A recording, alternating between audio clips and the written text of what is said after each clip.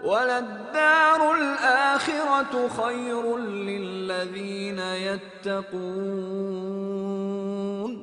أَفَلَا تَعْقِلُونَ.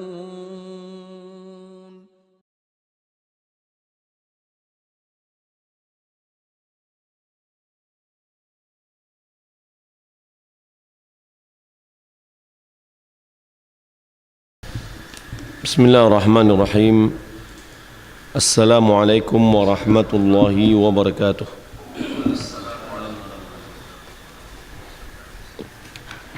Innal hamdalillah nahmaduhu wa nasta'inuhu wa nastaghfiruh wa na'udzu billahi min shururi anfusina wa min sayyiati a'malina. Man yahdihillahu fala mudilla lahu wa man yudlil fala hadiya lahu. Wa asyhadu an la ilaha illallah wahdahu la syarika lah.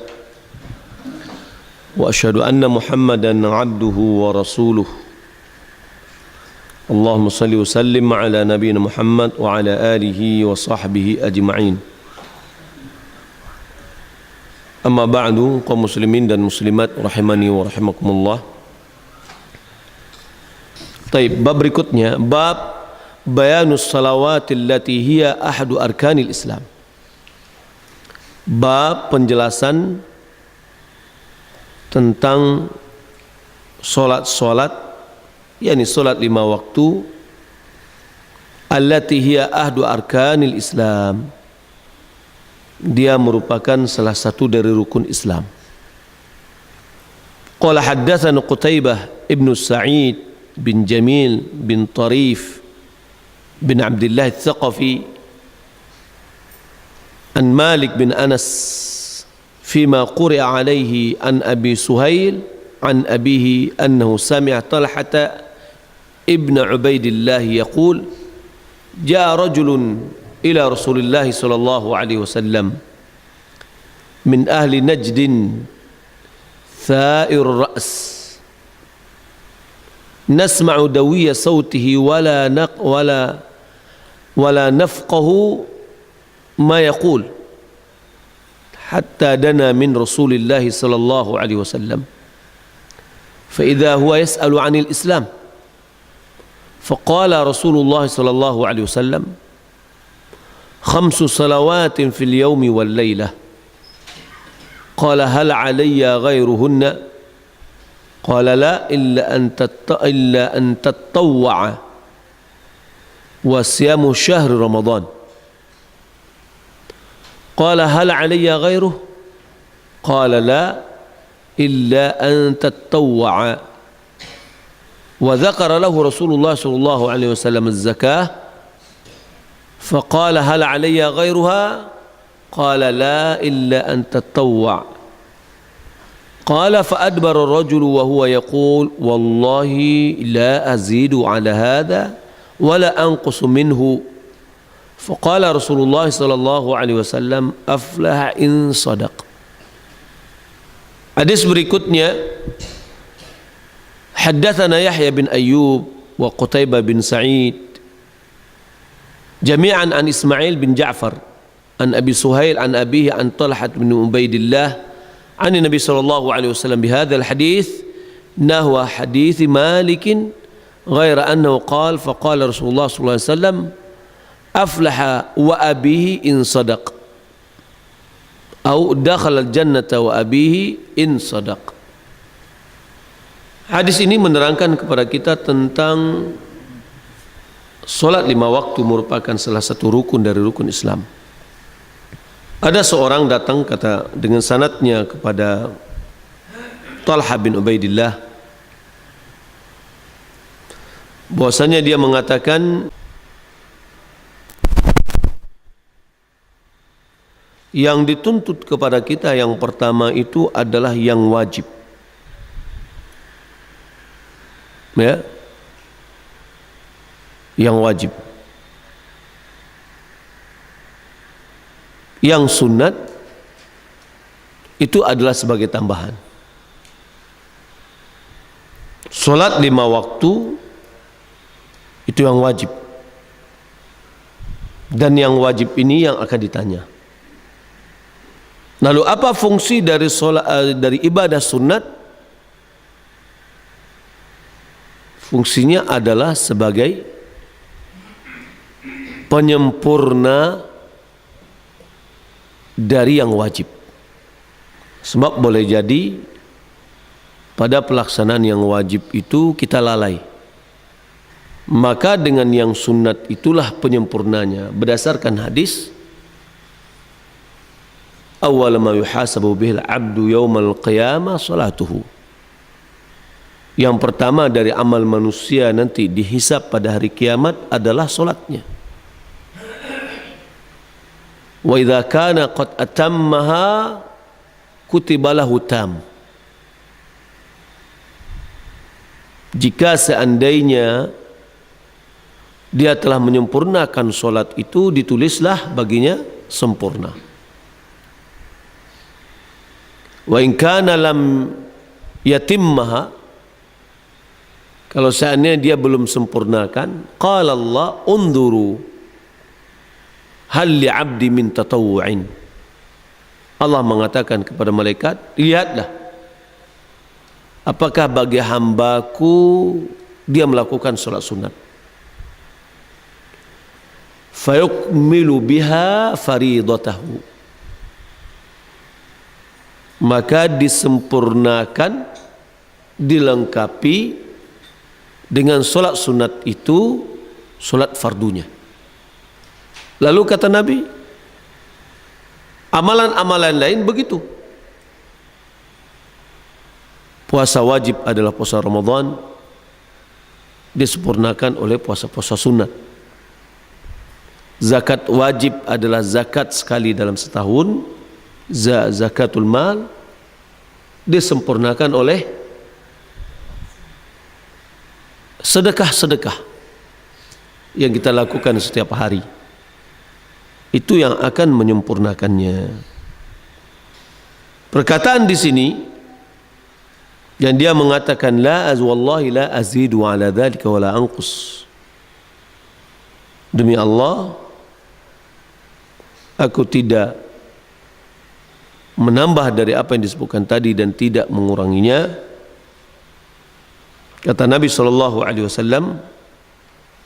aflaha wa in sadaq, dia akan beruntung apabila dia jujur. Artinya, jika dia menjalankan yang wajib tadi betul-betul sesuai dengan yang diinginkan, maka itu sudah cukup. Baik. Dari hal ini juga kita bisa mengambil kesimpulan bahwa selain dari solat 5 waktu ini, itu adalah solat-solat sunat, termasuk witir, solat sunat qabliyah yang selalu dilakukan oleh Nabi SAW. Maka itu termasuk solat-solat sunat. Imam Nawawi dia mengatakan, perkataannya wallahi la azidu ala dzalika wala anqus mimma faradallahu ta'ala alayya syai'an,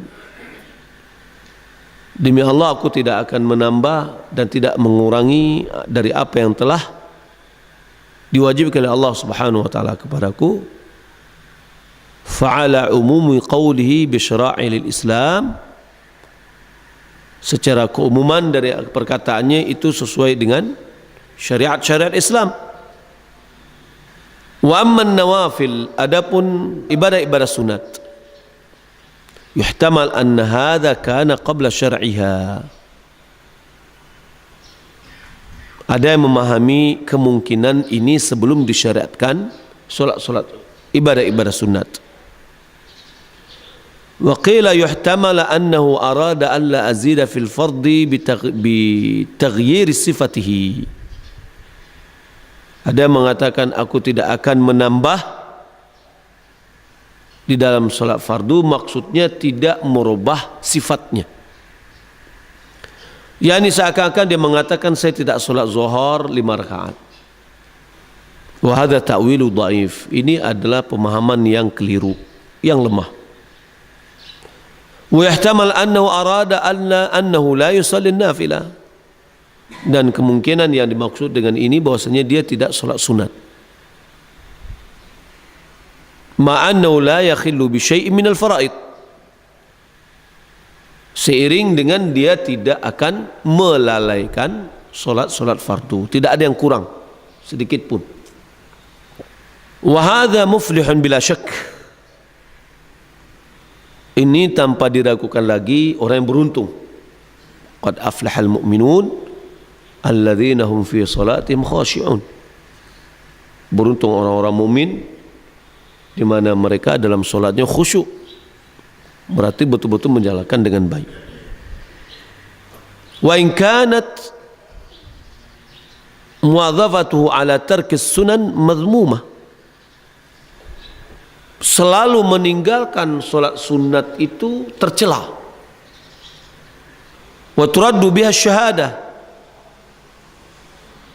Dan kesaksiannya bisa jadi tertolak. Illa annahu laysa bi'asin. Hanya saja dia tidak termasuk orang yang berdosa. Bal huwa muflihun najih. Malahan dia adalah orang yang muflih, beruntung dan selamat. Yani dari sini kita juga bisa melihat bahwa sengaja meninggalkan solat sunat dan rutin meninggalkan solat sunat itu tercela. Ibadah sunat itu ada yang merupakan sunanul huda, sunnah-sunnah yang membawa kepada petunjuk. Di antaranya adalah solat witir. Malah riwayat dari Imam Ahmad, orang yang tidak mengerjakan solat witir, syahadatnya, kesaksiannya bisa ditolak. Kenapa? Karena Nabi SAW hampir-hampir tidak pernah meninggalkan solat witir. Kalau solat sunat rawatib muakkadah di dalam perjalanan itu tidak dilaksanakan, kenapa? Karena solat fardu sudah diringankan. Solat fardu 4 rakaat menjadi 2. Maka tidak disyaratkan bagi kita untuk melaksanakan solat sunat rawatib muakkadah. Namun untuk solat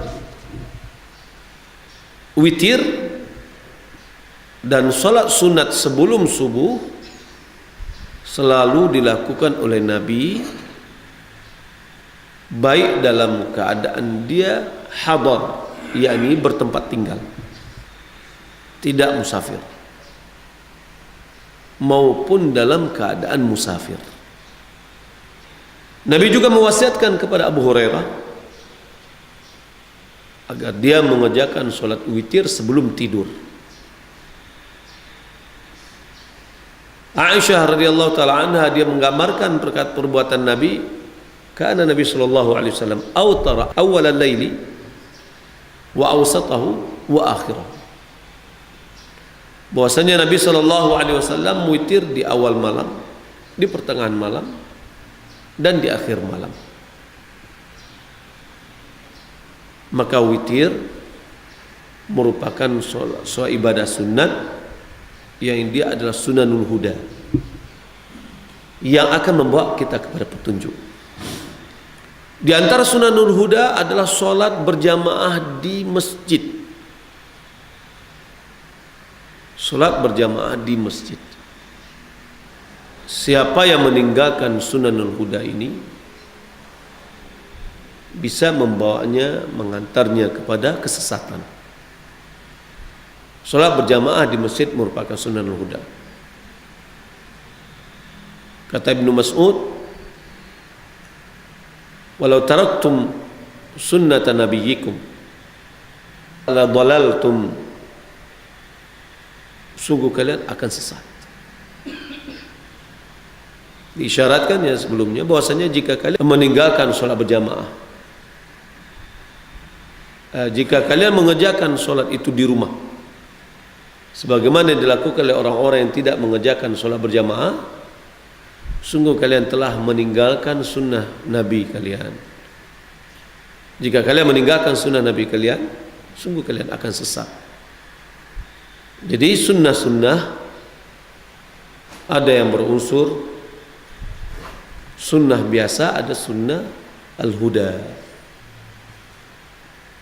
Dia selalu dilakukan oleh Nabi SAW. Maka orang yang meninggalkan sunnah-sunnah tersebut, kalau rutin dia meninggalkan sunnah Nabi, maka dia bisa terbawa kepada kesesatan.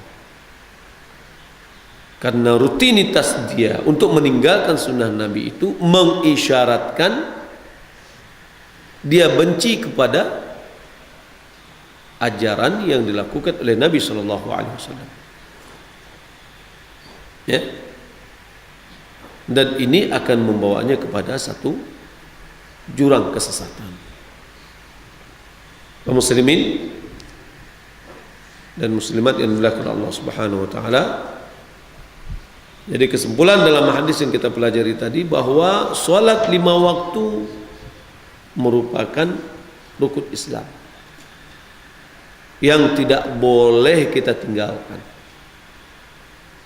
bagaimanapun juga keadaan. Dalam kondisi uzur, dalam perjalanan, kita bisa menjamak, bukan meninggalkan. Jadi sholat itu harus dilakukan, tidak ada dispensasinya. Kalau seandainya tidak bisa berdiri, dengan duduk. Kalau tidak bisa duduk, dengan berbaring. Ya.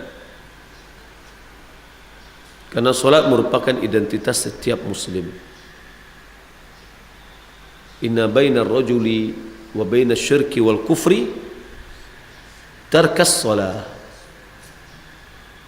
Sesungguhnya antara seseorang dengan syirik dan kufur itu adalah meninggalkan solat. Dalam riwayat yang lain, al-ahdu bainana wa bainahum as-salah, faman tarakaha faqad kafar. Janji pembatas antara kita dengan mereka adalah solat. Siapa meninggalkan solat, sungguh dia telah kafir. Maka solat wajib ini yang perlu kita jaga dengan baik, dikerjakan di masjid dimanapun juga kita berada. Berusaha kita untuk mengerjakannya di masjid. Lalu bagaimana kalau seandainya di masjid itu bermacam-macam kegiatan yang tidak disyariatkan? Di dalam pelaksanaannya juga terdapat ibadah-ibadah yang tidak sesuai dengan syariat, bid'ah-bid'ahnya. Nabi SAW mengatakan, "Sallu wa alaihi bid'atuh." Salatlah kalian bersamanya. Bid'ahnya untuk pelaksananya. Imamnya melakukan perbuatan bid'ah, ya udah dosanya untuk dia. Ya. Salat kita untuk kita, kesalahan dia adalah untuk dia. Namun merupakan salah kalau seandainya kita tidak mau datang salat berjamaah dengan alasan itu. Karena kita sudah meninggalkan apa yang seharusnya kita lakukan. Wallahu ta'ala alam, mudah-mudahan bermanfaat. Ya, Pak. Salat tahajud itu hukum asalnya adalah sendirian. Ya, kita ulangi. Hukum asalnya salat malam itu sendirian. Karena hal-hal yang mengangkat derajat adalah salatul laili wan nasu niyam. Untuk mengangkat derajat itu adalah salat malam sementara orang lain sedang tidur. Ini hukum asal. Sekali-sekali boleh, tapi tidak ada riwayat ya yang saya ketahui bahwa Nabi setiap kali mau sholat malam dibangunkan istrinya, enggak. Yang ada adalah ketika Nabi mau witir, baru Aisyah dibangunkan untuk ikut witir. Artinya untuk mengerjakan solat witir. Tapi pada solat malam enggak. Malahan Aisyah mengatakan dalam Sahih Bukhari, ketika Nabi, ya, dia membelintang di depan Nabi. Ketika Nabi mau solat, mau sujud, Nabi colek kakinya. Itu menunjukkan bahwa Aisyah tidak ikut solat berjamaah dengan Nabi. Kalau kita lihat, kan sangat indah solat berjamaah dengan Nabi SAW. Ya, kalau itu disyariatkan tentu telah dianjurkan oleh Nabi. Tapi kalau sekali-sekali seperti yang dilakukan oleh Ibnu Abbas, bahwasanya Ibnu Abbas ketika dia tidur di rumah bibinya Maimunah, dan itu adalah istri Nabi, ketika Nabi bangun malam, dia berwudu, kemudian dia sholat, diikuti oleh Ibnu Abbas. Dia berwudu, kemudian dia sholat di samping Rasulullah, samping kirinya. Lalu diputarkan oleh Nabi, dirubah dia pada sisi samping kanannya. Dia ikuti sholat Rasulullah, dan Rasulullah tidak mengingkari. Ini menunjukkan bahwa boleh berjamaah, tapi tidak dirutinkan. Seperti bikin acara, ayo kita muhasabah, lalu sholat malam berjamaah. Enggak, hukum asalnya adalah sholat sunat itu sendiri-sendiri. Begitu juga dengan duha, sholatnya adalah sendiri-sendiri, tidak berjamaah-berjamaah, karena tidak ada datang syariatnya. Ya, wallahu ta'ala alam. Tidak disebutkannya haji di sini, atau dalam riwayat yang lain juga tentang takdir ada yang tidak disebutkan, ada tidak disebutkan tentang iman dalam riwayat Jibril ini, atau yang sebelumnya juga disebutkan di sini. Qadhi Iyad dia mengatakan, yang diringkas oleh Ibnu Salah, dia mengatakan laisa hadza bi ikhtilafin sadirin min Rasulillah. Perbedaan ini bukan datang dari Nabi, bal huwa min tafawutir ruwati fil hifdzi wad dhabti. Ini adalah penyebabnya perbedaan kemampuan perawi dalam menghafal dan di dalam kemampuan menjaga keaslian. Faminhum man qasara faqtasar ala ma hafidhahu fa'addah. Di antara ada yang kurang sebatas apa yang dihafal, maka dia sampaikan sesuai yang apa yang dia hafal. Walam ya'tadid lima zadahu ghairu binafyin wala itsbat. Dia tidak memprotes, ya, riwayat yang menambah, yang ditambah oleh selainnya, baik dengan ungkapan nafyin atau itsbat, menafikan atau menetapkan.